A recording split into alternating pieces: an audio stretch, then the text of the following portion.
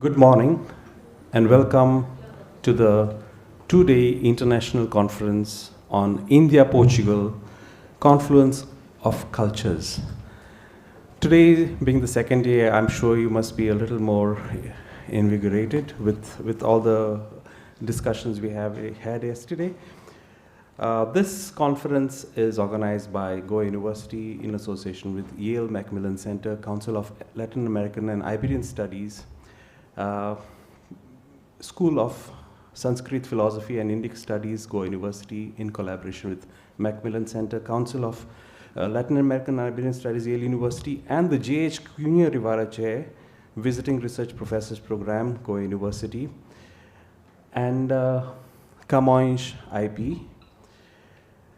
Today we will start off with a panel on spoken tapestries, Indo-Portuguese linguistic connections.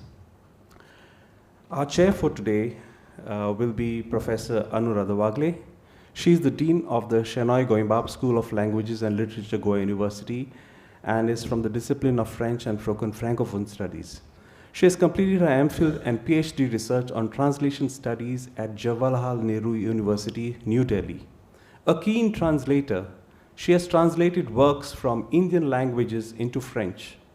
Among her various national and international publications are 2 books in French, a book on cultural icons of India, and a book on contrastive grammar of French and English. She has received 2 prestigious awards from the French government, that is, the Knight in the Order of the Arts and the Letters in August 2016, and earlier, the Knight in the Order of the Academic Palms in July 2019. Welcome, ma'am.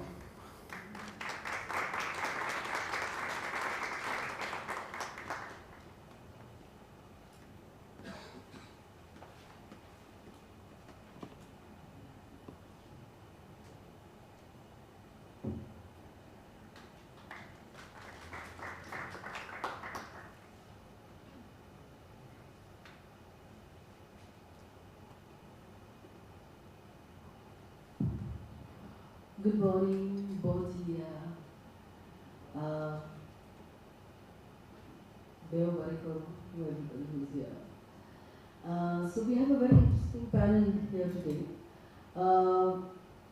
Absolutely diverse kind of a panel. I'm sure you're all going to enjoy this discussion. I will just call the presenters one by one. Since would you like me presenting them, or would be? I think let's have them all on the stage first. Let them sit, and then they will take their do their presentations. So I invite upon the stage Lorraine Alberto and Professor Hugo C. Cardozo, who are going to do a joint presentation. Lorraine Alberto specializes in teaching and researching Portuguese literature and Goan literature in Portuguese.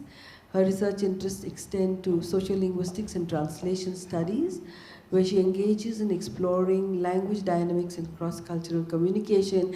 And we have the eminent Professor Hugo C. Cardozo, who's also the visiting research professor in Goa University, who is Associate Professor of Linguistics at the University of Lisbon, having earlier worked in Macau, Hong Kong, and Coimbra. He researches language contact with a particular focus on the Portuguese lexified Creole languages of South Asia, that's India and Sri Lanka, and a secondary one on those of insular Southeast Asia. His research combines a synchronic perspective with an interest in the history of these languages and comparative approaches. Then we have, may I invite upon the stage, Professor Cecilia Carvalho, former principal of the Gonçalo Garcia College of Arts and Commerce of Versailles, authored 42 books across genres like poetry, short story, literary criticism, and so on. It's all in the brochure. Honored with 4 awards by the Maharashtra State Government, currently member of the Maharashtra Government State Marathi Development Board, Maharashtra State Literature and Culture Board, Jury Committee for Bhavanlal Jain Foundation Award, and Jalgaon and member trustee Kusmaraj Pratishthan Nasik, and Maharashtra Gandhi Memorial Trust Pune. She will be presenting on the Portuguese Marathi Creole of Vasai Koralai. Then we have Mr. Oscar Di Nerona. He's an associate professor of English and has translated, edited, and authored books in English and Portuguese. He's on the editorial board of Revista de Casa de Goa and of several blogs. Has a blog called oscardenerona.com. I invite up on the stage our speaker, Kaustubh Naik, writer and scholar based in Goa and the United States, holds an MA in Performance Studies from Ambedkar University, Delhi, MPhil in Theatre and Performance Studies from the School of Arts and Aesthetics at Jawaharlal Nehru University. Currently a doctoral candidate in South Asia Studies in the University of Pennsylvania, USA, where his work explores the social history of the new conquests, examining the intersections of land, law, and language. He has been recognized with the prestigious D.D. Kosambi Junior Research Fellowship by the government of Goa. So, as you see, we have before us a very interesting panel of speakers. We will not, take much time now before we start the first presentation. May I invite Hugo Cardoz and Lorraine Alberto to do the presentation, please.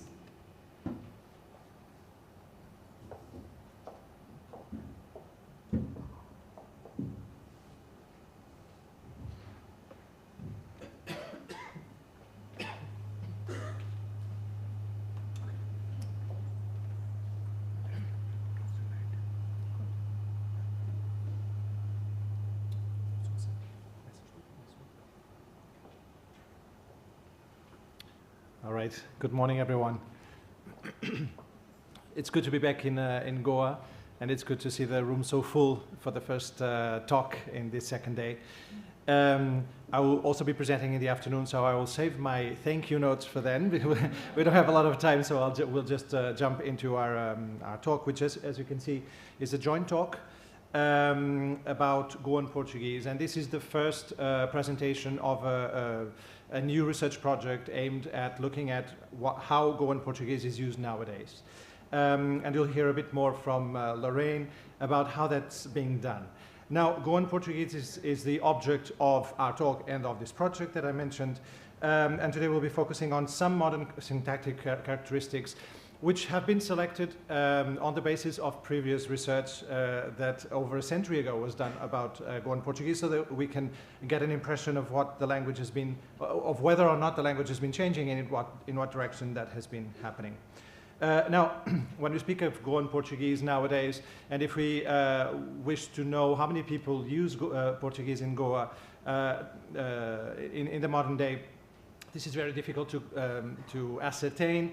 For many reasons, and the census data can only give us very limited information because Portuguese is not one, in the past censuses anyways, has not been one of the languages listed in this very long list, which of course has to be long given the high linguistic diversity of India, but Portuguese is not one of the languages that can be selected from that list in the census, by the census respondents. And that means that anyone who wishes to indicate Portuguese as a language, either first language, second or third language, would have to select the other category. So it is interesting for us to look at the other category in the census results, and what we get from the 2011 census with respect to Goa, which at the time had a population of nearly 1.5 million, is that those who select other as their first language are only 1,873. Those who selected other as their L2, or second language, or L3, third language, additional language, would be close to 12,000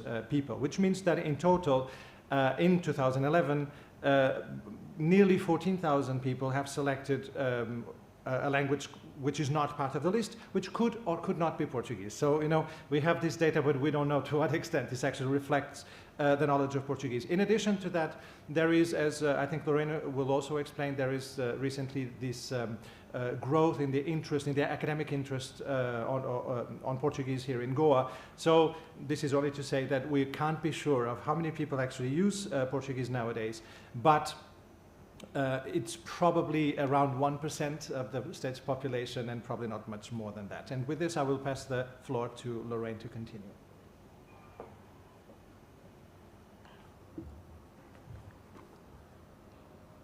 Thank you, Professor. Good morning, everyone.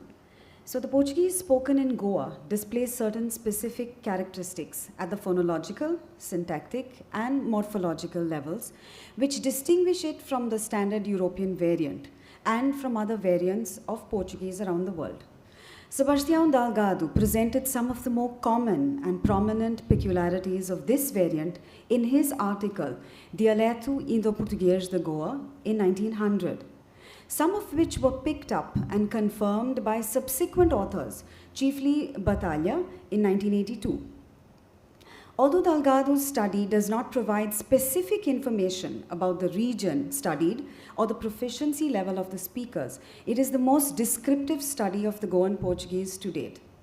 In it, Delgado frequently appeals to Konkani to explain the source of some of the specificities of Goan Portuguese, revealing that he considered transfer from Konkani to be one of the major forces shaping Goan Portuguese.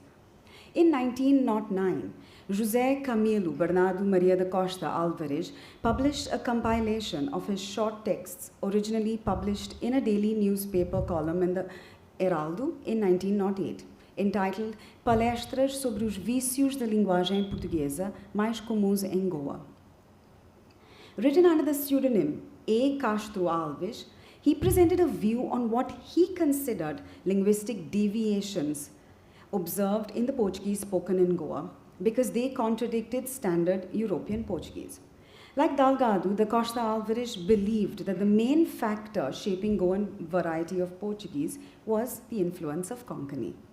Although the central aim of his book was to address and rectify what he considered salient and deep-rooted linguistic errors in Goan Portuguese, his writings afford us a unique window into the peculiarities of Goan Portuguese at the beginning of the 20th century. Father Filinto Cristo Diaz's 1981 article entitled Peculiaridades Dialectais do Português de Goa is a short expose of some dialectal forms that the spoken and even written Portuguese language took on in Goa, which largely confirms some of Delgado's earlier insights. And so does the work of Graciete Batalha, Língua e Cultura Portuguesas em Goa, Estado Atual, published in 1982 in Macau. Now, the data she gathered in her very short visit reflects information that she received from some prominent members of Goan society and some employees of the Hotel Mandovi where she resided during her stay.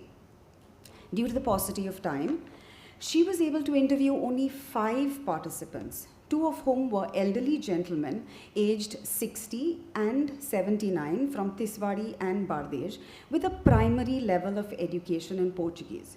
Now, while the remaining 3 happened to be youth aged between 18 and 21, whose medium of instruction was English and who had learned Portuguese as an L3 at school. Of the 3, only 1 of these spoke Portuguese at home with her parents. Statistics from 2015 indicate that the state's official language, Konkani, is spoken approximately by about 68% of the population, and Marathi by 10.89%, while English has emerged as the most widely spoken language in many Goan households. As we have seen, the percentage of Portuguese speakers in modern Goa is necessarily low, with a majority of them belonging to the older generation, particularly those born before 1961. The decline in the number of L1 speakers can be attributed to a linguistic shift towards English, Konkani, Hindi, and Marathi. As demonstrated by Irene Verret, she's done 2 studies, both published, one published in 85 and 1989. Nevertheless, there has been a notable increase in interest in learning Portuguese, prompting a renewed engagement with the language in contemporary Goa.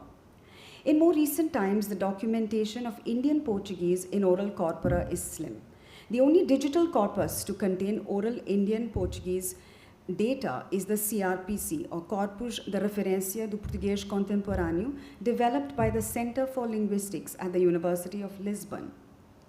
But the extent of the data is negligible. The Indian Portuguese section of the corpus, collected exclusively in Goa, contains only 1,840 words, as against 291,311,212 for European Portuguese, or within Asia, 2,093,538 for Macau and 125,984 for East Timor.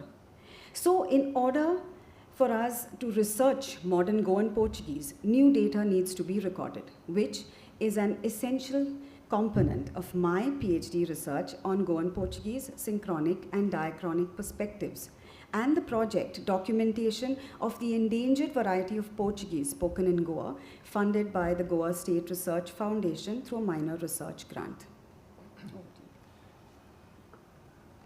Well, in fact, I will jump this because we had just an indication of a few of the features that Delgado identified as characteristics of Goan Portuguese back in the early 20th century, but we'll skip this because we don't have a lot of time, and we'll move on to the features that we've decided to focus on for this talk. So then again, I will give you the floor.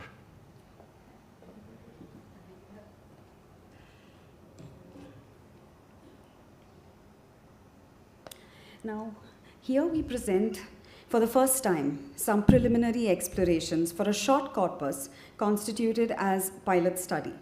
Now for this pilot study, we've selected about 20 recordings conducted with participants from Margao, Cansauli, Majorda, Velsao, Lothuli, Verna, Varca, Shishini, Kanduli, Kalangut, Parra, Piedad, Gandauli, that is in Sombraj, and Panjim. These locations span the talukas of Salset, Bardez, Ilhas, and Tiswari, primarily part of the old conquests. The recordings gathered through unstructured interviews conducted last year amount to around 184 minutes of recording time and a corpus of 19,963 transcribed words. In this paper, we focus on two syntactic characteristics observed within the corpus. Over to you, Professor. Right, so here you have the basic information of the first half of the corpus of the 20 speakers that have been selected, and here you have the others. So you can see that these are mostly people born before 1961. This was one of the choices in this selection, with one exception, right? Someone who was born afterwards, which is speaker number 20. All right, so as Lorraine mentioned, we'll be focusing on two characteristics. The first one is the expression of pronominal objects, specifically objects that are human, so that have a human referent. And the reason why we're focusing on human objects is that it's not necessarily the case that non-human objects function exactly the same way, so this is the next step in our observation. We'll start with plus human objects, pronominal objects, and I will just show you what Delgado said about the use of pronouns, personal pronouns as objects back in 1900. He would say that, for example, you replace, in Goan Portuguese at the time, you replace the accusative pronouns u and a with a dative pronoun case le, and then he gives some examples of how that happens, because this would contradict what European Portuguese would do at the time. So you would hear sentences like não tenho a honra de lhe conhecer instead of o conhecer, or para lhe fazer calar instead of para o fazer calar. He also says you often employ the pronoun with a preposition for a formal accusative or dative, and this is what's interesting for us. You'll see why in a moment. Such as, for example, ouça primeiro a mim instead of ouça me primeiro, where the pronoun is expressed as a prepositional phrase headed by the preposition a, instead of using what we call a clitic pronoun, which are these smaller forms of the pronouns that attach to the verb. And then he also says you postpose the object pronoun to the verb, contrary to legitimate use, and legitimate use, obviously, from his perspective, was standard European Portuguese at the time. And he gives examples like que é natural, just to show that when you use these clitic pronouns, or when he used these clitic pronouns, the position was not necessarily the one that you would expect in standard European Portuguese. Now, so he observes the use of both clitic pronouns and these forms that are preceded by the preposition a, these emphatic forms preceded by a. And when it comes to the clitic pronouns, he says, well, there are differences here in terms of the selection of the pronoun and in terms of position of the pronoun with respect to European Portuguese. So this was 1900, and now Lorraine will tell us what the modern data shows us with respect to these pronominal forms.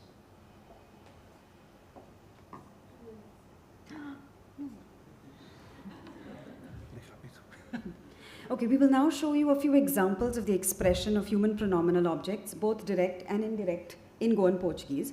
And we show the corresponding sentence in Standard European Portuguese. If you see there, I have put both, okay? So that we can observe how the two varieties contrast. And you can see that in example 3, Goan Portuguese, the object of the verb visitar, to visit, is expressed by prepositional phrase ela, introduced by preposition a, before the emphatic form of the pronoun. I think if you all can see this, I'll just move, okay? Yeah. In the next slide, so we've seen those examples, and now in the previous examples, we observed simple monotransitive clauses with a single object. In this slide, we show more complex clauses in which the verb requires more than one complement. If we focus on the human pronominal objects, however, we will see the same strategy as before in example 6, as we have a third-person object pronoun in sentence 7, a second-person object pronoun, and in sentence 8, a first-person object pronoun. I will have to really move on, okay? So for this study, we will see that the next step will be to research, that is what is left for me to do now, to research the expression of non-human objects, although the preliminary data appears to indicate that in this case as well, clitic pronouns are not generally used, okay? Professor, over to you. Right, so what's interesting in this first case is that we don't find clitic pronouns at all in the corpus, which means that the use of these forms that you have here with a preposition are categorical. They're universal, at least for these 20 speakers. We want to use the little time we have left to talk about the second case, because here the situation is different, and it'll be very, very quick.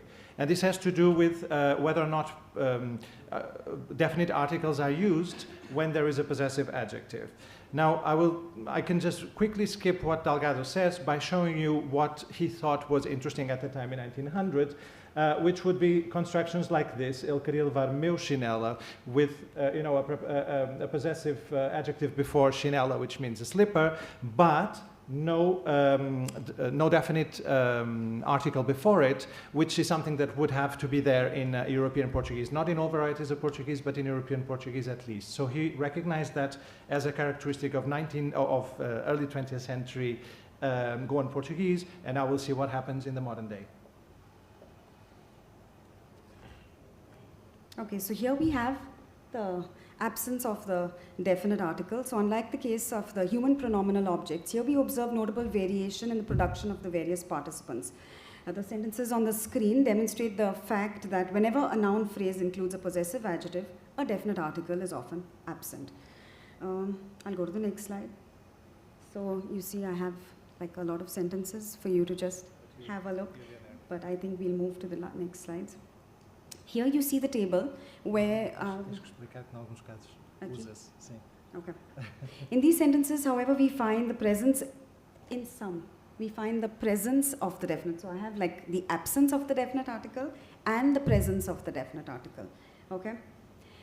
And so here we find in this table a kind of a, it shows how some of the participants exhibit the absence and the presence and the percentage, the frequency of how it is exhibited. Given this variability, it is important to try and understand how the various speakers represented in the corpus behave. Now, this table indicates the number of occurrences with and without the article for each one, and in the last column, the frequency of absence in their choices. But they also differ significantly. For instance, some participants exhibit a complete absence, that is 100% of the definite article, while in the case of participant 5, if we see, okay, we will see that the female participant from Majorda, the absence rate is only 17%. Similarly, for participant 10, a male from Lothuli, the frequency of absence is 59%. Now, overall, while the absence of the article is a predominant choice, the speaker-to-speaker differences we observe are likely to reflect the individual characteristics of each one. So the following step will be to conduct the variationist study to see if a preference for the absence or the presence of the article correlates with either the geographical provenance of the various speakers or with the social variables such as age, gender, or educational level. To conclude, we point out that just as the study conducted by Delgado over 100 years ago gives us an understanding of the significant phonological, morphological, and syntactic characteristics of the variant of Portuguese spoken in Goa, the study of the speech collected for this pilot study gives us a clearer picture of the modern syntactic characteristics prevalent in Goan Portuguese. Our findings attest the continuity of some of the features identified by Delgado as characteristics of Goan Portuguese, such as, for instance, the expression of object pronouns as a prepositional phrase, but with some differences, such as the complete absence of the clitic pronouns. They also show that there is a considerable variation in the way Portuguese is used in Goa nowadays, even though all participants affirm that Portuguese remains an integral part of their linguistic repertoire. We now plan to broaden the size of the corpus and the scope of the features observed so as to get an impression of what modern Goan Portuguese looks like and what internal variation there is, and also to establish to what extent it coincides with or contradicts the descriptions made in the early 20th century. Thank you. Thank you, Mr. Carlos and Lorraine, for that very interesting presentation. I think it was a first for many people. First time they're listening to this kind of a study. And so now I'll quickly invite Professor Cecilia Carvalho to do a presentation on the Portuguese Marathi Creole of Vasai Kurlai.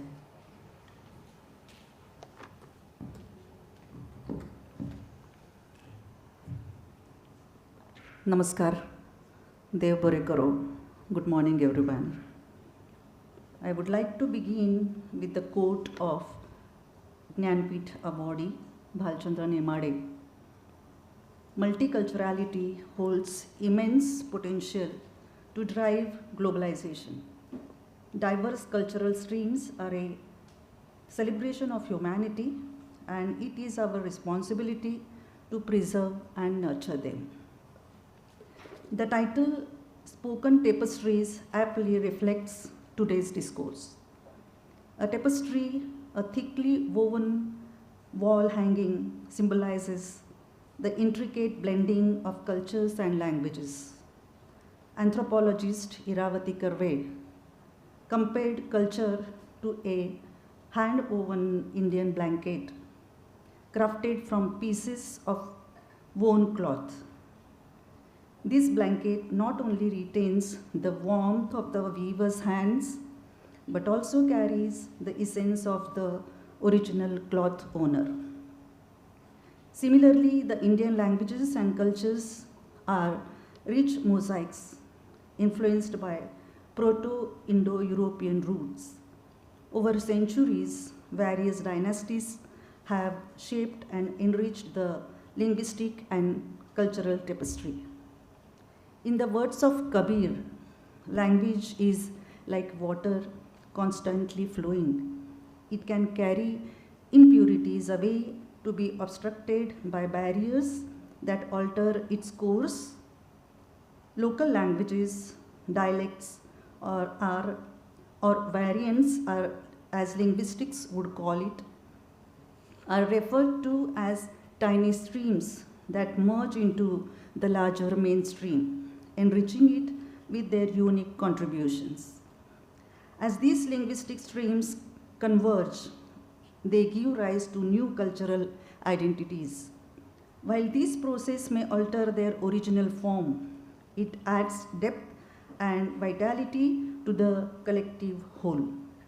For instance, the Portuguese word sushegat was popularized in Marathi through the great poet of Goa, GOEMBAB, Balakrishna Bhagwanta Borkar, reflecting how languages adopt words with distinct cultural connotations.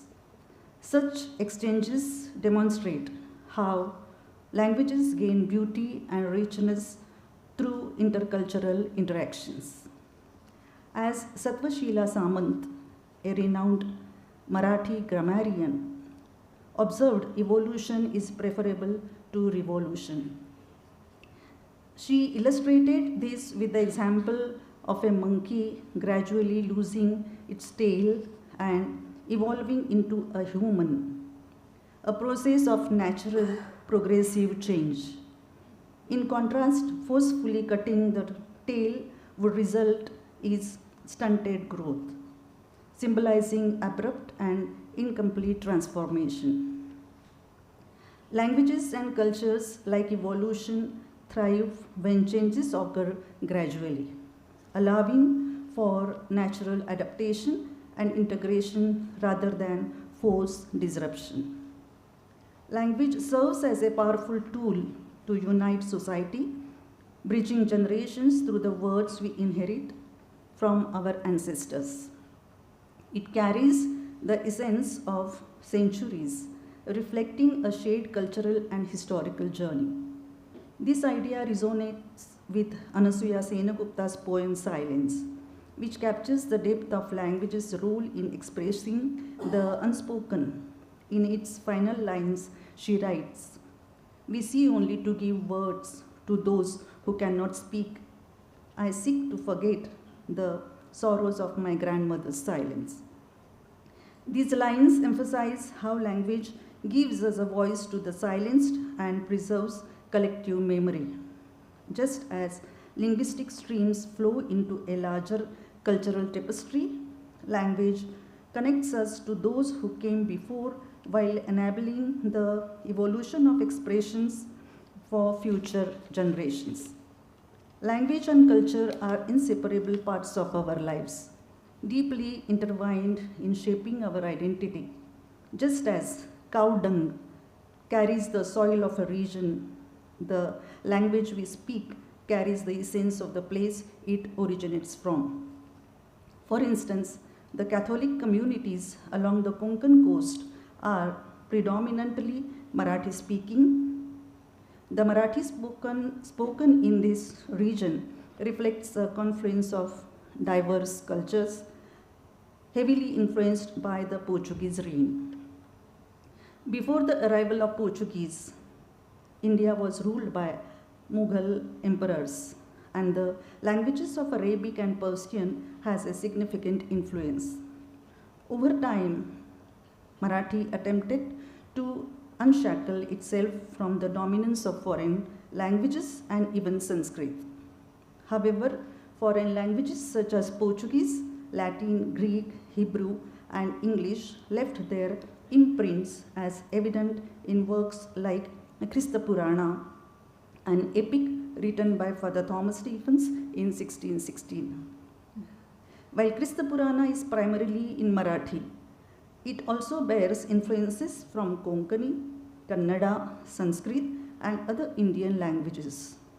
This linguistic diversity illustrates how Marathi, along with its dialects, embodies the rich legacy of Proto-Indo-European influences, merging seamlessly with regional elements. Thus, Marathi, like the cultural tapestry it represents, demonstrates the resilience and adaptability of languages in preserving and evolving through centuries of interaction. The process of conversion in Vasai and the coastal parts of Konkan involved diverse communities, including Brahmins, Prabhus, Panchkalshis, Charkalshis, Sonars, Khatris, Bhandaris, Kharpatils, Kumbhars, Navis, Dhobis, Kolis, Bhois, Mahars, and Chamars. In Thane, even some Musalman weavers were part of this transformation. These conversions gave rise to 5 broad cultural groups as Samavedi Christians, Vadwal Christians, Koli Christians, Salsate Christians, and the urbanized Christian communities. While some conversions were forceful, others occurred voluntarily for improved social status. However, those seeking better status often faced double social exclusion, as seen in the Christian Maharwada of Bangli village in Vasai. A similar phenomenon occurred in Kurlai. An intriguing aspect of the Portuguese lies in the linguistic exchanges facilitated by the Jesuit missionaries appointed in Vasai, Spanish priests, often accompanied by cooks or helpers from Spain or Portugal, inadvertently contributed to this exchange. These helpers learned Marathi from local market vendors, creating a bridge between the languages. Conversely, the local population gradually absorbed Portuguese and Latin through interactions with priests and participation in church liturgies. Over time, these influences shaped the linguistic identity of converted communities, resulting in distinct versions of Marathi that set them apart from the original Marathi-speaking groups. Thus, the confluence of cultural and linguistic streams in Vasai and Konkan highlights the profound impact of historical events on language evolution and societal structure. The Marathi-speaking Catholic communities from Vasai, Kurlai, Diu, Daman, and Silvassa exhibit a unique tone in their local language, reflecting a blend of multicultural influences. This is evident in the folk literature, proverbs, and myths woven into their everyday speech. Common terms such as Sati Savitri, Sitaram, Kaikeyi, Satyavan, Kaurav, Pandav, Shravan Bal, Vanvas. These kind of concepts are frequently used, and there is a little opposition or condemnation of these references. This cultural integration extends beyond language, as seen in the active participation of Hindus, Christians, and Muslims during religious festivals, fostering interreligious dialogue and shared celebrations. Thus, the linguistic and cultural convergence in these communities highlights the harmonious coexistence of diverse traditions and beliefs shaped by centuries of interaction. It is heartening to witness the confluence of cultures that has percolated in Christian communities in these regions. The richness and fluidity of the local languages and traditions continue to flow through the veins of these communities. While religious conversion may alter deities, it does not erase culture, which remains as inseparable part of our lives. The flow of language and culture is shaped by several key factors, such as Jayaprakash Narayan has articulated: Bhasha, language; Bhojan, food; Bhuvan, shelter; Bhusha, clothing; and Abhushan, ornaments. To this, I would like to add bhajan, liturgy, or religious practices. This dialogue of cultures has brought adaptability and flexibility to our lives, while also highlighting the distinctions between Hindu and Christian lifestyles. Bhuvan, housing or shelter. Over the years, houses have evolved to be built on raised foundations with stairs, primarily for protection against rainwater. However, this architectural change also reflected societal hierarchies, serving to distance residents from untouchables or lower caste workers who might come to cut wood. We also see the usage of stairs in many expressions in the local language. In Marathi we call पायरी ओळखून राहणे, mind your status. तुझी पायरी चढणार नाही, will not enter your house. पायरीवरून खाली उतरवणे, make him to get out of the house or to insult a person. In Vasai, areas like Parvati Cross and Bhabola Cross, Parvati and Bhabola, Shankar, Bhola, Shankar, Bhabola Cross became central points for Christian communities, symbolizing both religious and regional identity. These practices were instrumental in establishing a new identity for these communities while marking their presence within a shared cultural and geographical landscape. Bhojan, food habits. During festive seasons, homemade cakes, biscuits and snacks like Shankarpalis were prepared. It is interesting to note that the name Shankarpali contains a reference of the Hindu god Shankar, reflecting the cultural amalgamation in culinary traditions. Similarly, fruits like Sitafal, custard apple, and Ramfal echo the names of Hindu deities, showcasing how language and culture intertwine even in food-related nomenclature. Bhusha, attire. The color and border of the saris, lugda we call in Marathi, signified marital status. Distinct saris were worn by married women, widows, and Samvedi Christian women, making it easy to identify their social standing at a glance. For example, from the attire of the newly married, she is asked, which family your parents have given you away? Mulgi dene, ajune tula kuthe dilela ahe, where you have given away. This phrase is derived from the word kanyadan. Kanyadan kela jata tejo. From Indian culture, on the wedding day, the bride wears the European dress and wedding gown, and she wears Indian dress and Mangalsutra and Tilak on the other day. Bhushan, abhushan, ornaments. Kan tochne, how the words have derived from these. No?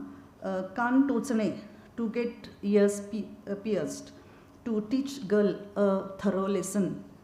Galyat jata bandhane, galyatli dhond.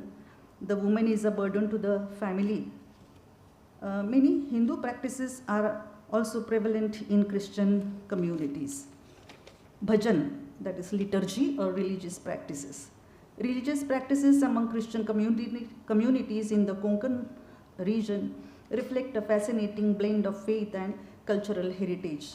During baptism, besides the godmother and godfather, referred to as co-padre and co-madre, madrin and padrin in Marathi, in dialect we call.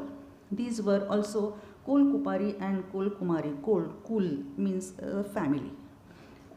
Representatives from Hindu families, these traditions symbolized shared ancestry and cultural unity, reinforcing the idea that both communities and common roots. And for example, the liturgy started in Marathi after the Eucharistic Congress in 1962. The songs of Marathi saints, Jnaneshwar and Sant Tukaram, Sant Jnaneshwar, Sant Tukaram, and poets like Rabindranath Tagore, Kusumagraj, and Mangesh Padgaonkar were sung in the churches. 2 minutes. Korlai Creole, now I'm speaking about Korlai Creole. The word Creole means to rear, to bring up a servant, is an obsolete English term with roots deeply embedded in colonial and social historical context. Korlai Creole, locally known as Noling or Amchi Bhasha, is a unique blend of Portuguese and Marathi. It is believed to have developed under the influence of Portuguese culture. Historical accounts suggest that many Portuguese soldiers fled to Korlai from the western Konkan region during Chimaji Appa's invasion. These soldiers settled in the region and interacted with the local populace, particularly in the marketplace, leading to the emergence of this distinctive Creole. Korlai is located near the Kundalika River in Raigad, while Chaul is a nearby port held significant prominence during Portuguese rule. The Portuguese stayed in this region for nearly 200 years, leaving an indelible mark on its language and culture. However, Korlai is relatively isolated from Chaul, and Noling is spoken exclusively within the Christian community. Despite its rich history, there have been no substantial efforts to formalize the language through literature or cultural initiatives. Aside from its use in religious ceremonies, folk songs during marriage-related events, and church hymns. Interestingly, Knowledge is distinct from standard Portuguese, and native Portuguese speakers may find it significantly different. In contrast, the Catholic communities of Vasai have developed their Marathi dialect, influenced by constant use in church liturgy, schools, and community organization, also in literature. Dialects like Vadvali, Samvedi, Koli, Salseti, and Kumbhars are now considered variations of Marathi and also introduced in the university syllabus. Efforts to preserve and promote such local colloquial languages are crucial. In 1990, Professor Clancy Clements from the USA brought Knowling on to global attention. His work, The Genesis of a Language, the Formation and Development of Kurlai Portuguese Creole, introduced Knowling as a significant linguistic entity. While the language has no formal script, it thrives through oral traditions, reflecting the community's cultural resilience. Bringing languages like Knowling into the mainstream is essential to ensure their preservation and recognition in the global linguistic map. I have provided a folk story on Sparrow and Crow that has been translated in the local languages of Vasai and Kurlai to analyze the linguistic content in the story, which you will, those who are interested, will get it later.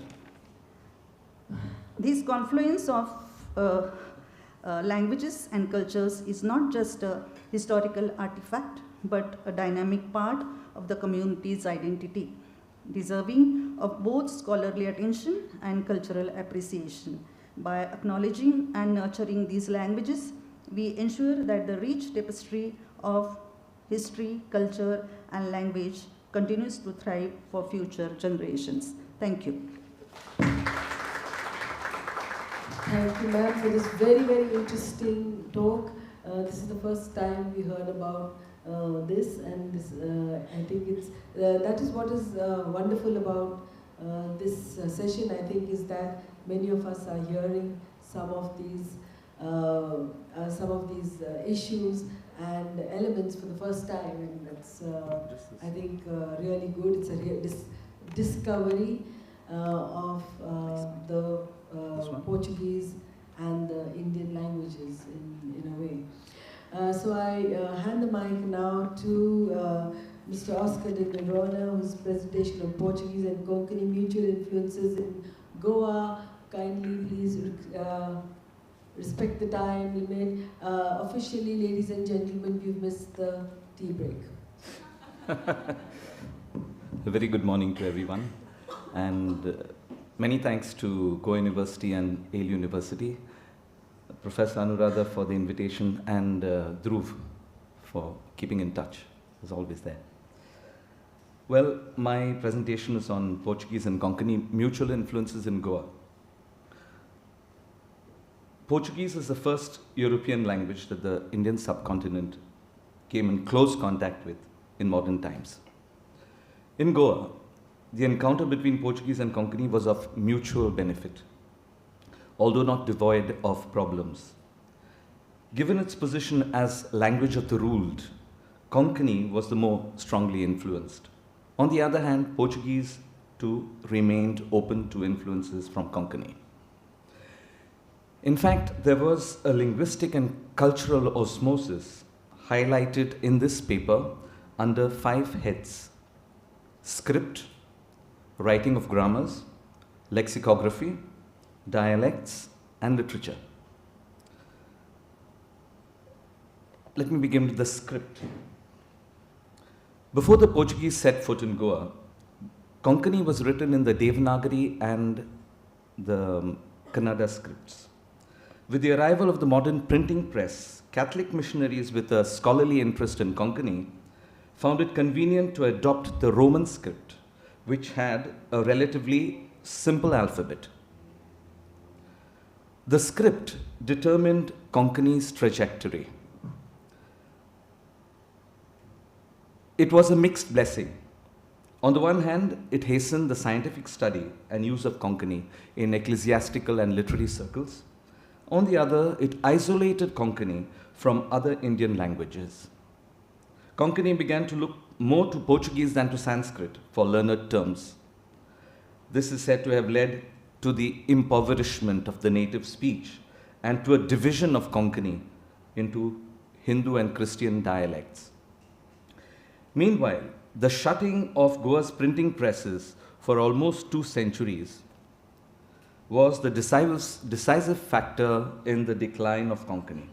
Printing restarted in the post-1821 period of constitutional monarchy, but not so the old interest in Konkani. Towards the last quarter of the 19th century, however, the Goan Catholic community in Pune and Bombay picked up the threads of Konkani. As for Portuguese, it had a well-established alphabet, but the general objection to it was its inability to express all the sounds of Konkani. The Portuguese alphabet then included K and Y and generally excluded W. To that era in Portuguese India belong spellings like these: Fakir, Kilometer, Sinai, Swami, and Sipai, and so on. Finally, after a long drawn-out period of local opposition to Konkani as an academic discipline, it was included in the curriculum of the Panjim Lyceum.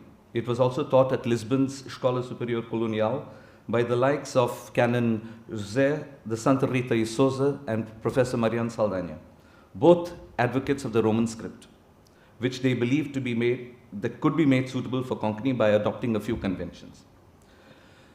Second, grammars. Adoption of the Roman script paved the way for fundamental research in Konkani way back in the 16th century. By 1563, a Goan lay brother, supposed to be André Vaz, had prepared the first grammar of Konkani. However, the first printed grammar of Konkani was Thomas Stevens' Art da Língua Canarim, which was ready by 1619 but was published posthumously in 1640. Konkani enjoys the honor of being the first modern Indian language to have a grammar codified and described. Now, given that the missionaries' sacred language was Latin, which had already had a clearly articulated and defined grammar, the same model was followed in the analysis of Konkani. Konkani is one of the earliest examples of the application of the Latin grammatical model to Asian languages. We now go on to vocabulary and dictionaries. Konkani was blessed with a rich and nuanced vocabulary. In the 16th century, its lexicon was supplemented by Portuguese vocables expressing new concepts. The entry of Portuguese words into Konkani was inevitable, as they marked the originality of Christian concepts. I'm not going to read this. This is for you to see. Curis came from Cruz, Igors came from Igreja, etc. It also described novel objects introduced in the Goan milieu: armar, coder, baldi. It helped name new plants that had become part of the Goan landscape. It provided names to professions, mistri, still used. It made available architectural terms like paret, varanda, etc.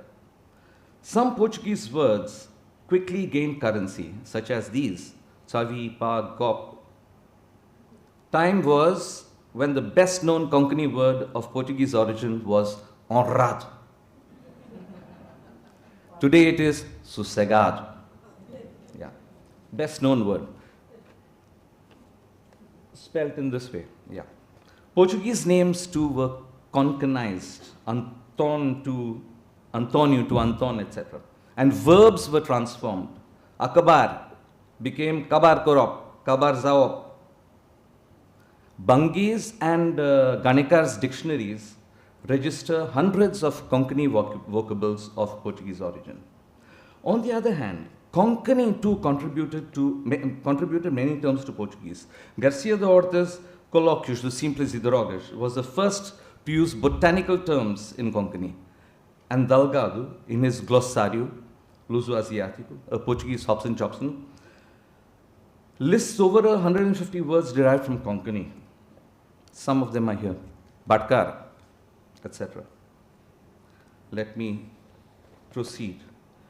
His Delgado's Influência do Vocabulário Português em Línguas Asiáticas and his Glossário Luso-Asiático are abiding monuments, the bond of between the Portuguese people and the Goan people.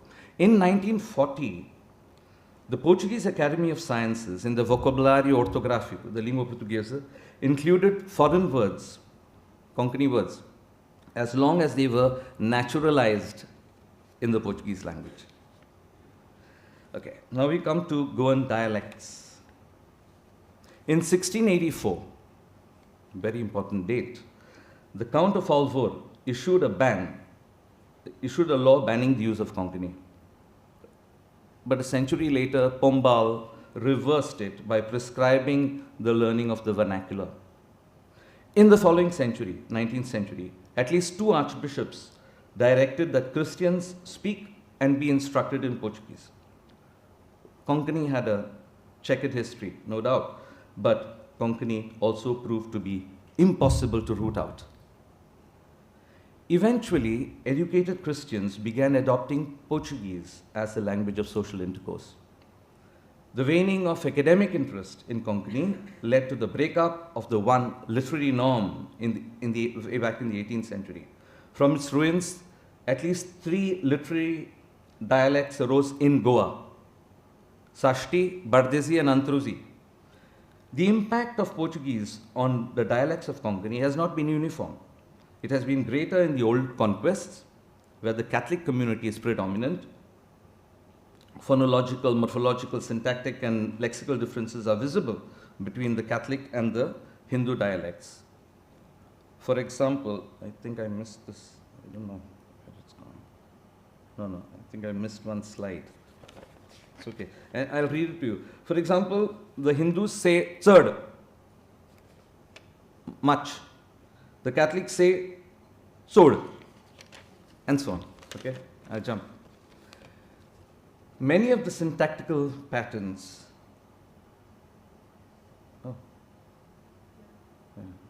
It's here. Sorry. I think I stopped. I forgot to change the thing. Oscar, you have 3 minutes. 3 minutes? Yeah.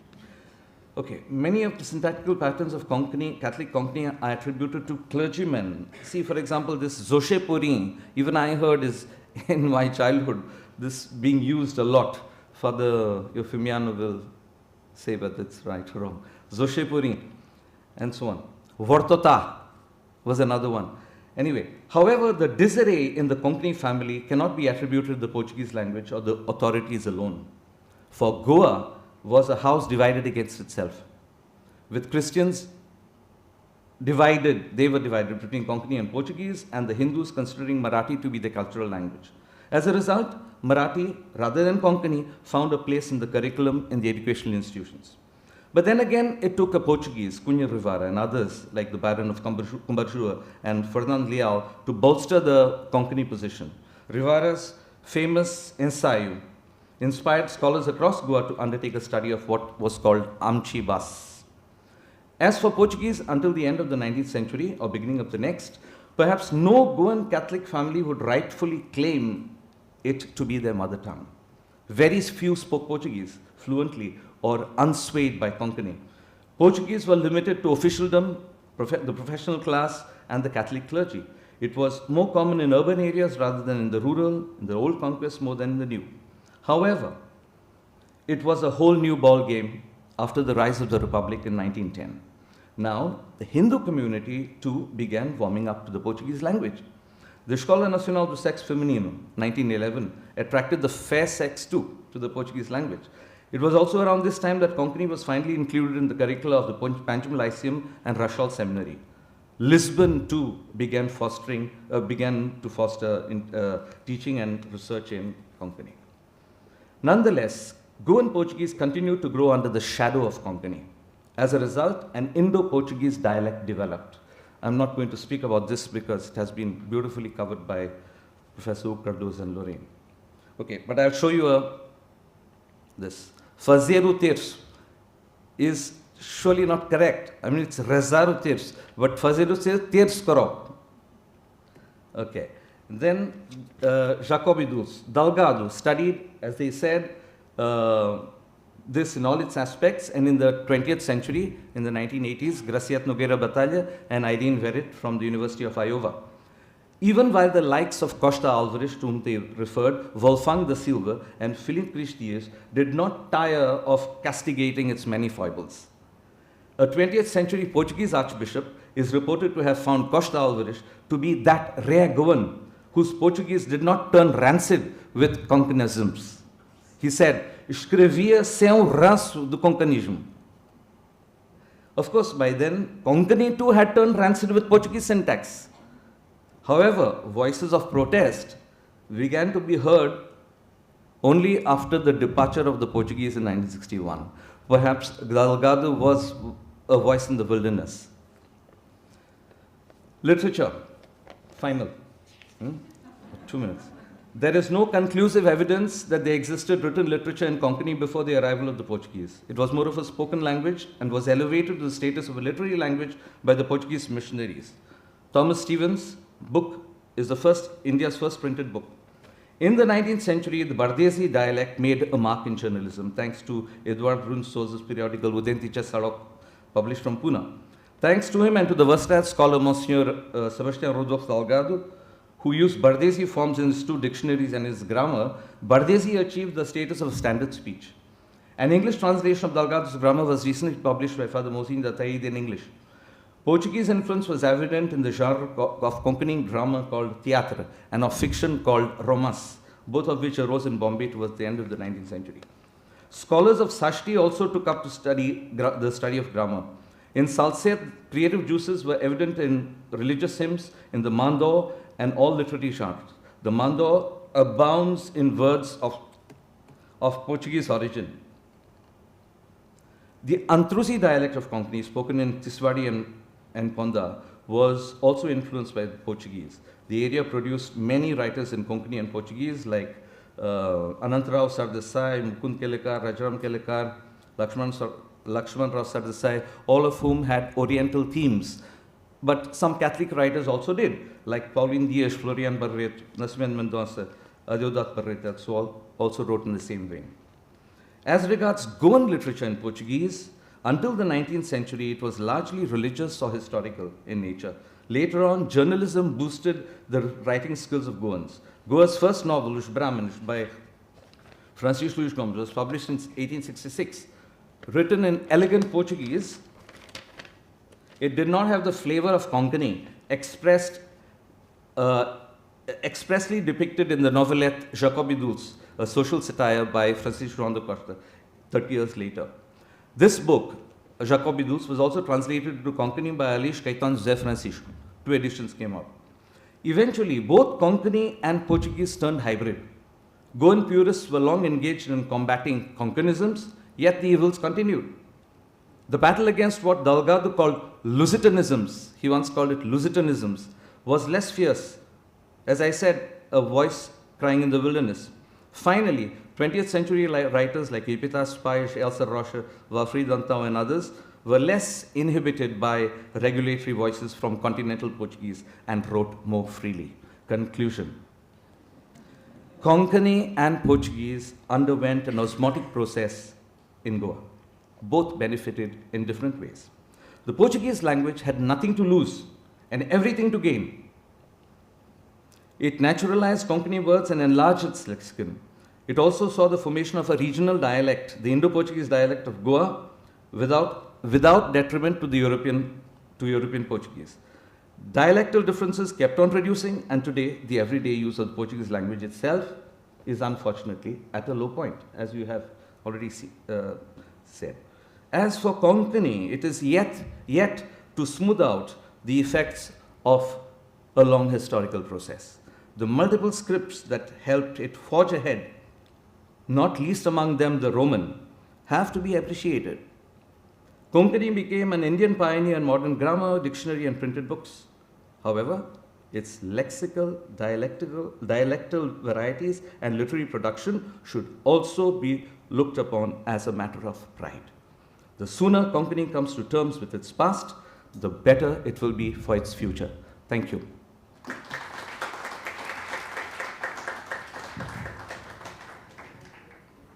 Thank you, Oscar. That was really very interesting. You must agree that my job is the most difficult job here today.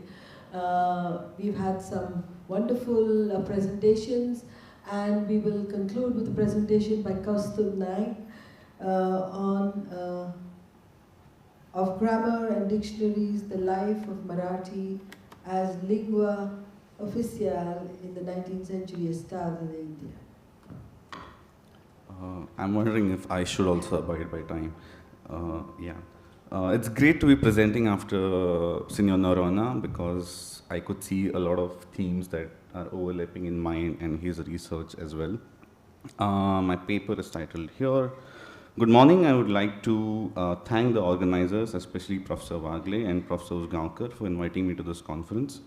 It's an honor to present at an event co-organized by Goa University and colleagues from Yale, close to Philadelphia, where I'm pursuing my doctorate. My talk today draws from my larger research on the institutional histories of the new conquests, focusing on land, law, and language. Today, I will be talking about two key figures that catalyzed the recognition of Marathi as an official language in Portuguese Goa in the 19th century, namely Sakharam Narayan Wag and Suryaji Deshpande. Much of Goa's history, written in English or Portuguese, overlooks Marathi sources, leading to insufficient research on Marathi's historical role in the region. Without understanding Marathi's place in Goan history, it is impossible to grasp the complexities of the Portuguese colonialism. Marathi has often been viewed with suspicion in post-colonial Goa, where it is considered as an outsider language associated with Maharashtra. This perception stems from Goa's post-colonial politics, which positions Konkani as central to Goan identity, even as historical archives reveal the existence of use of Marathi. The neglect of Marathi in theorizing Goa's history leaves critical gaps in understanding the region's linguistic and cultural dynamics. The eventual ascent of Marathi as one of the official language in the Estado during the 19th century was an administrative reality that the Portuguese state had to contend with after the inclusion of the new conquest. However, it is not to say that Marathi did not feature into Estado's daily life before the Novas Conquistas were ceded to them. We most certainly know of the role that Marathi played in the religious evangelization in the initial phases of colonial rule in Goa with the old conquest, well exemplified by the works of Father Thomas Stephens or Father Crua. There are also Marathi manuscripts that were located in the library in Braga, in Portugal, of which some are attributed to Krishnadas Shama, a SHENOI from Kershi village in Salsette. Beyond these literary works, we have also seen that Marathi was used to maintain records for the comunidades in Old Conquest. In the book History of Goa through Goa Kannadi script, both the author Gajanan Ghantkar and in his introduction and Shirodkar in his preface note that these records are in Marathi, and the ones on the extreme left, these records are in Marathi with a significant influence of Konkani vocabulary. The maintenance of Comunidad records this way was discontinued with a decree in 1612, where they were asked to abandon the letra de terra and transition to maintaining records in Portuguese within a span of a year. And thus we have a lot of Portuguese records from the old conquest of Comunidades. Even in the new conquest, the Comunidad records were maintained in Marathi at least from the 18th century. So these are the extant records that we have from 18th century in the Goa archives, and you can see the other two pages, which are Modi records written in Marathi. The historical archives of Goa houses a long series of these Comunidad records from the new conquest, even though the Portuguese forbade the use of letra de terra from 1614 and commenced record keeping in Portuguese. Their disposition, however, towards this issue had completely changed by the new conquests that were annexed to the Estado. The Portuguese administration issued a hukumnama in 1766 in Marathi addressing the people of the Novas Conquistas, precisely because the extant population did not understand Portuguese. This hukumnama was copied in the livre rouge of all the comunidades in the new conquest, and I think the middle one is the page from the hukumnama from the 1766. By this time, as illustrated through aforementioned examples, Marathi was not entirely unfamiliar territory. However, that is perhaps not the only reason why Marathi enjoyed such preferential status within the Ishtadu. Over the years, the Ishtadu had also come to rely upon SHENOI scribes who, in their official roles as escrivains, interpreters and diplomats, came to wield significant power within the Ishtadu and its representatives to the neighboring powers. In his paper titled Marathi Voices, Portuguese Words and Brahmin Pen, George Flores sketches a fascinating account of Bauguna Kamat, a lingua de Estado employed in the first half of the 18th century. Bauguna Kamat was a SHENOI from Goa who served as a key interpreter and translator for the Portuguese administration in the mid-18th century. Born into a well-established family, Kamat held the prestigious position of lingua de Estado, the state interpreter, during the turbulent period of the Portuguese India, marked by conflicts with the Marathas. Scribal jobs like the lingua de Estado often were passed down from generation to generation within a single family. Bauguna was succeeded by his son Anant Kamutim first and later by his second son Sadashiv Kamut. Further, Vasudev Kamutim Vaga and Sakaram Kamutim Vaga were successively appointed as the lingua de Estado. When the Portuguese began a Marathi school in 1843, one Sakaram Narayan Wag was appointed as the first Marathi professor who belonged to the same Kamat Wag family of the interpreters as that of the Bogun Kamat. Sakaram Wag was a polyglot and knew Portuguese, Latin, French, English, along with Marathi and Sanskrit. In 1819, Wag wrote the first Marathi grammar in Portuguese. It was based on an existing Portuguese grammar authored by Antonio José dos Reis Lobato, which was published in 1816. However, Sakaram Wag's manuscript remained unpublished because the Portuguese print resumed only in 1821, and even after its resumption, it did not have the required Marathi typefaces. These typefaces were not even available in Bombay at that time. Sakaram Wag's grammar was dedicated to Cipriano Silverio Rodrigues Nunes, a prominent judge and administrator of the New Conquest. There existed a copy of the manuscript of Sakaram Wag's Marathi grammar in Cipriano Nunes' house as he had copied it from Wag. The work of copying this manuscript was done by a man named Ananda Rao between 1820 to 21 when he lived in Bodda Margaon. Ananda Rao worked as an officer in the New Conquest and most importantly was the father of Suryaji Rao, the protagonist of our story today. However, when Suryaji tried to confirm the manuscript's dedication to Nunes from Nunes' son Eugenio Pereira, who headed one of the sections of the Governor General, he did not recollect having seen a copy of the manuscript. Based on Sakaram's manuscript, Philip Neri Pirish authored a grammar of Marathi which was published in 1854 from Bombay and adopted in Marathi schools of Goa in the same year. In 1843, Sakaram Wag was appointed as the professor of Marathi. However, he could not function as a professor for a very long time. Suryaji provides varying explanations for this. In the Portuguese preface written in his Grammatica da Lingua Maratha, published in 1875, Suryaji highlights Sakaram's deteriorating mental health as a reason for his discontinuation. Additionally, Suryaji complains that Sakaram was not provided with enough salary that would even cover the transportation cost to Panjim from his house to Panili. Quite validating to know that the scholars and academics were paid badly even in the 19th century. This caused significant delays in his arrival at the school, and when he did arrive, he remained there only for a short time. Suryaji further states that the reason cited for Sakaram Wag's mental illness was his translation of the Bhagavad Gita into Portuguese. Suryaji had read this translation thanks to Philip Neri Xavier, who had shared the translation with him.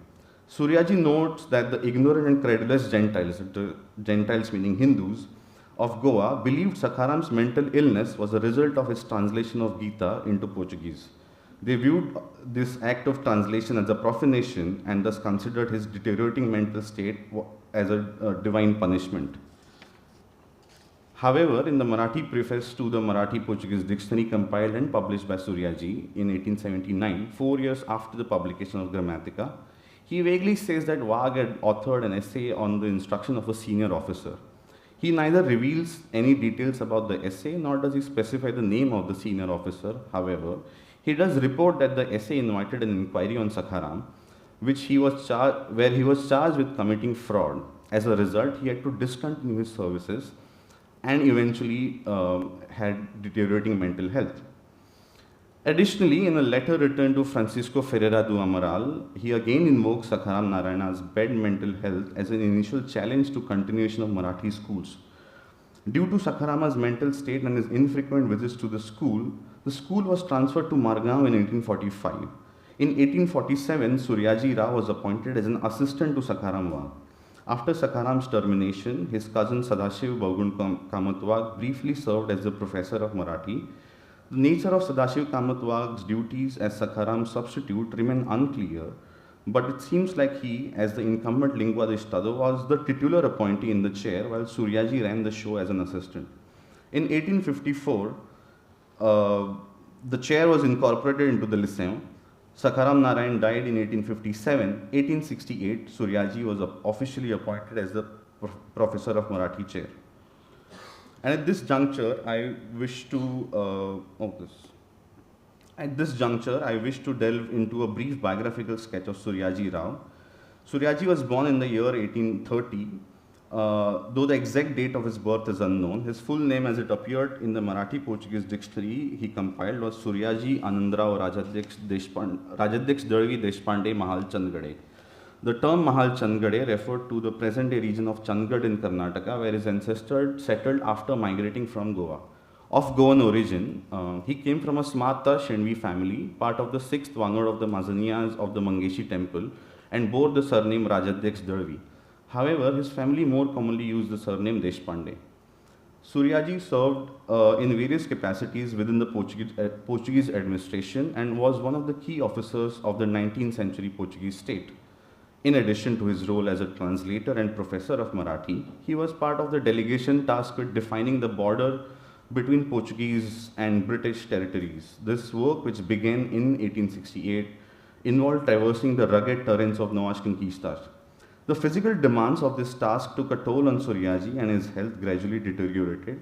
He eventually moved to Keri Ponda, to the home of Ayurvedic medicine practitioner Panduranga Vaid, the father of Dada Vaid, and Suryaji died in the same house on 2nd March 1888 at the age of 57.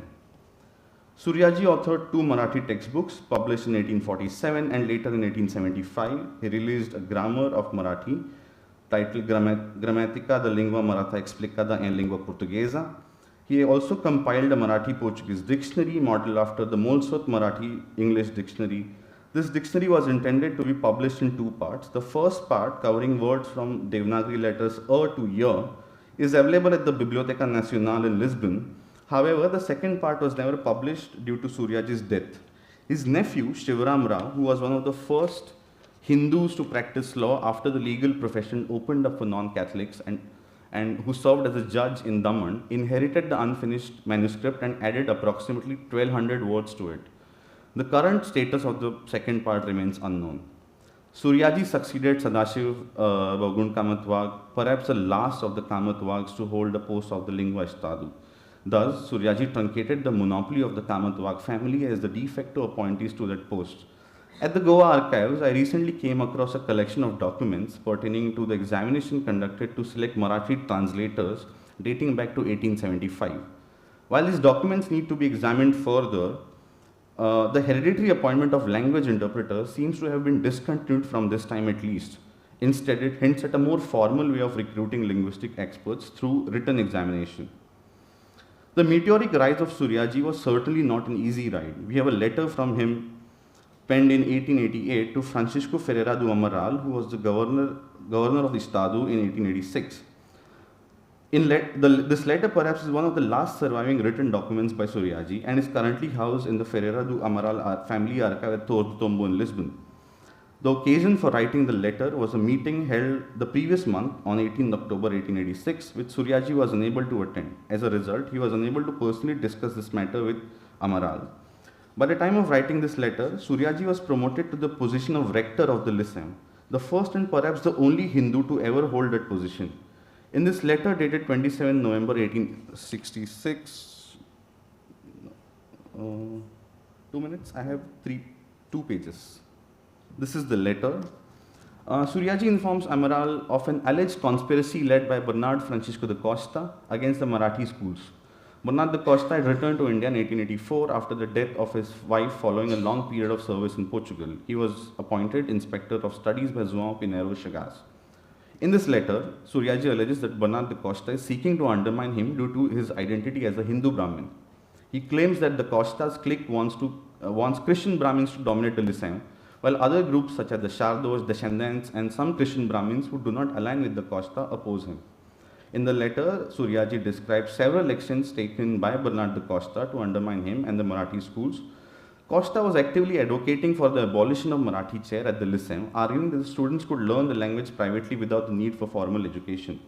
According to Suryaji, these actions revealed a coordinated effort to marginalize the Marathi language and limit Hindu participation in education and public administration. In his letter, Suryaji underscores the pivotal role of the Marathi language in Goa across various domains. He highlights Marathi's rich literary tradition encompassing sciences, histories, treatises, and translations from Sanskrit and English, making it indispensable for intellectual and cultural pursuits. Marathi also served as a key scientific and commercial language, essential for communication within Goa's neighborhoods, and increasingly significant with the construction of the railroad given the region's proximity to Marathi-speaking areas. In the state administration, Suryaji stressed Marathi's importance in translating official documents such as the regulation on ordinances, particularly in the General Secretariat and the New Conquest. Clerks in the Comunidad administration needed proficiency in Marathi and Portuguese for tasks like translating the minutes of the meeting and official paperwork. Similarly, interpreters in the courts of law across Goa were required to handle legal translation for the judiciary's effective functioning. Clerical work in Hindu temples and the Mazaniyas also relied on bilingual expertise, particularly for legal and boundary disputes involving documents often written in Marathi. Furthermore, missionaries in the Ghats, where Marathi was the primary language, depended on it for effective communication, while political correspondence from British agents and superintendents near Goa frequently necessitated knowledge of Marathi. By emphasizing Marathi's expansive role in literature, administration, judiciary, religious missions, and political affairs, Suryaji strongly advocated for its teaching, asserting the need to train personnel equipped with the language skills essential for governance and societal functions. The expertise of figures like Baugun Kamath and Suryaji Rao as Luso Marathi interpreters placed them in influential positions within the Portuguese administration.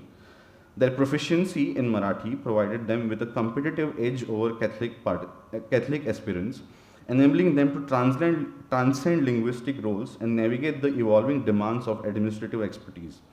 Marathi also played a critical role in integrating the new conquest into the Estado, addressing the challenges posed by regions predominantly Hindu population. Efforts such as Sakaram Wag's dedication of his Marathi grammar to Cipriano Nunes and the establishment of Marathi schools signified the use of language as a tool for alliance building and transforming the socio-political dynamics, allowing non-Catholics to secure power and status within the colonial administration. The incorporation of the new conquest also created opportunities for the Hindu elite, particularly the Saraswat Chenvi community, to assert their identity and influence within the Portuguese government. This group leveraged Marathi as a cultural and political tool to make demands and secure privileges, especially when their status was threatened. Their investment in Marathi schools and institutions such as the Goa Hindu Public Sabha and the Progressive Union helped them build a strong Hindu middle class and establish a significant presence in Goa's political, cultural, and social spheres. Marathi became central to their identity construction, enabling them to consolidate their role in colonial Goa's governance and cultural life, with key figures like Suryaji Deshpande driving these efforts. Thank you.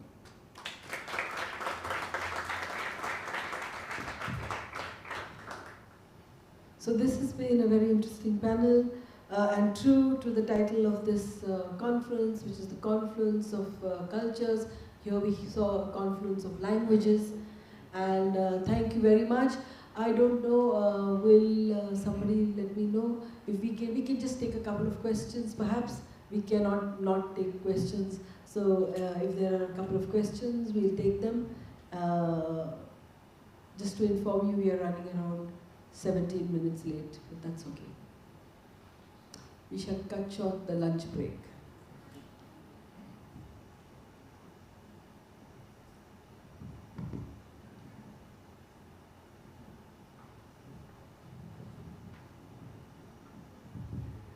So do we have some questions?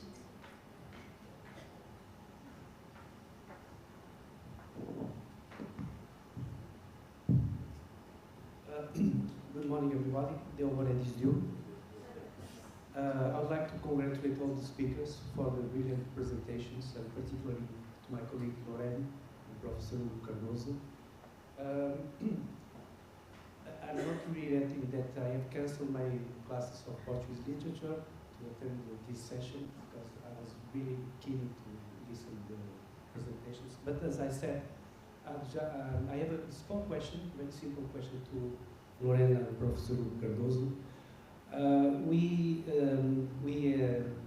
started the activities of CUNHA RIVARA chair in this precise hall 8 years ago with Professor Hugo Cardoso, and when we invited Professor Hugo Cardoso under CUNHA RIVARA chair, the proposal was to develop the research on contact linguistics, and particularly the Portuguese spoken in Goa.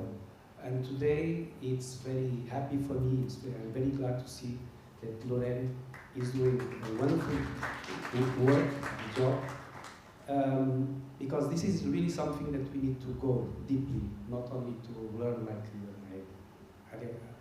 a few expressions, and also as my friend Oscar Lorraine said, there are a lot of interaction between two languages. But my question is very simple, because I am probably, due to my lack of English, knowledge of English, I understood that according to your research so far, the Portuguese spoken in contemporary Portuguese spoken in Goa.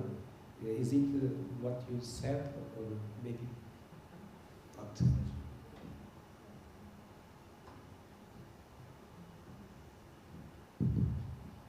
Thank you, Delphine, for your question. Well, that of course is something to be ascertained as we look at more features. But for these two, the situation is that there has been some change.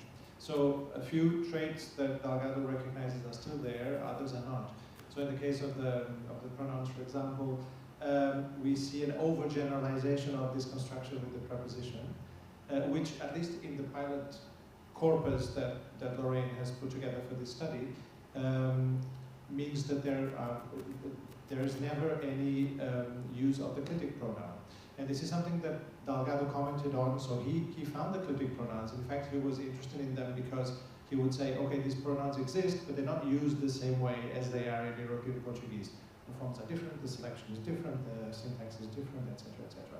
So we kind of expected them to still be there. And from the data that we have collected so far, they seem to be completely gone. Of course, I mean, other speakers that are interviewed later on will perhaps have it, because, you know, the interesting thing here, and I think it will come out of the research that Lorraine has just started, is to see how these things are stratified. So things like, you know, level of education, whether or not there are personal histories that bring particular speakers to, say, Portugal, Mozambique, Angola, to study in higher institutions where Portuguese is used. This is going to have an impact on how the language is used, right? But we want to see that. So far, with these results, what we see is that one of the characteristics, there's a continuity in one of the characteristics, and it kind of takes over the other. So there is continuity and there is change, right? Both are present in our preliminary results. You want to add anything? Yes, it's basically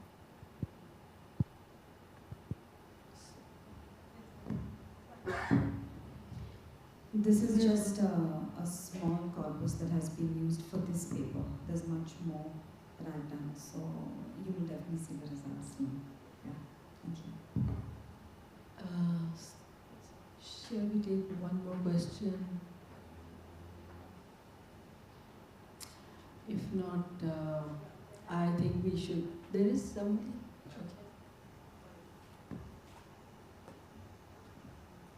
For Kaustup, thank you so much for every presentation. But Kaustup, I don't know if I followed you correctly when you mentioned, thank you for your presentation, I learned a lot. When you mentioned that Ra was connected to the temple of Mangesh, that explains something. As you may know, I carried out a long-term field work in Mangesh temple with the Devadasis of the temple, and some of them, the older one, had, they spoke Marathi, and they had learned music with some ustav outside of Goa in Maharashtra and other parts of mostly Maharashtra. So that may explain some connections that not only in the field of the language, but other connections that so far have not been explored. Yeah.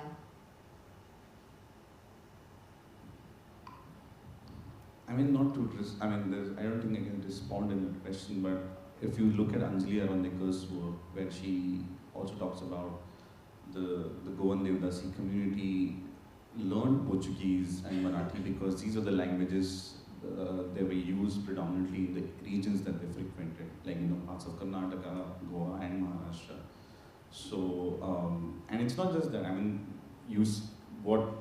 What the usual the recent scholarship around like language in 19th century in South Asia is coming up is just challenge this idea of like monolinguality and perhaps argue for how people are always multilingual. That and if you look at George Flores's work, this is brilliant work on the Kamatwa, the scribes. There's one in one family you have expertise of Persian, Latin, French, Greek in like 18th century, and mind you that the Portuguese has not implemented any form of like regular training in these languages. So how do we then sort of acquire these languages? Prachi Deshpande's work that has come out recently on the scribes in the larger Maharashtra region, where she also talks about this acquiring of skills as scribes and linguistic expertise. So this sort of multilinguality is not just like it's the 19th century, it even predates the integration of new conquests in English language. So that is what I was trying to essentially argue here. Yeah. But it would go beyond the language itself, yeah. Thank you. So with this, I thank all the participants of this panel for their brilliant presentations. It was indeed a privilege for me to actually chair this session. Thank you. Thank you. Thank you, ma'am. We will now break for tea, but before that, I request Professor Jackson to kindly hand over some mementos to the moderator and the resource persons.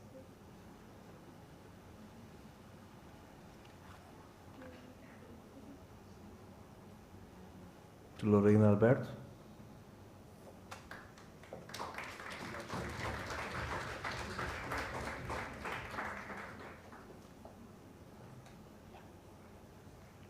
Professor Hugo Cardoso.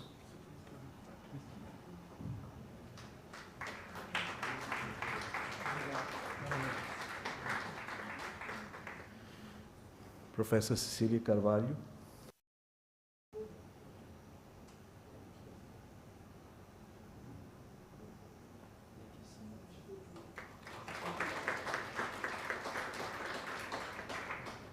Professor Oscar Donovaia.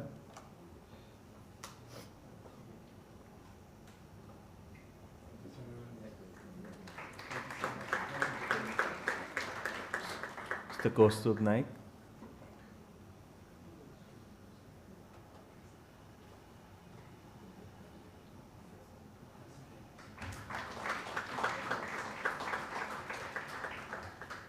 And one group photo with the mementos. All right, you may kindly proceed to the refreshment area, and we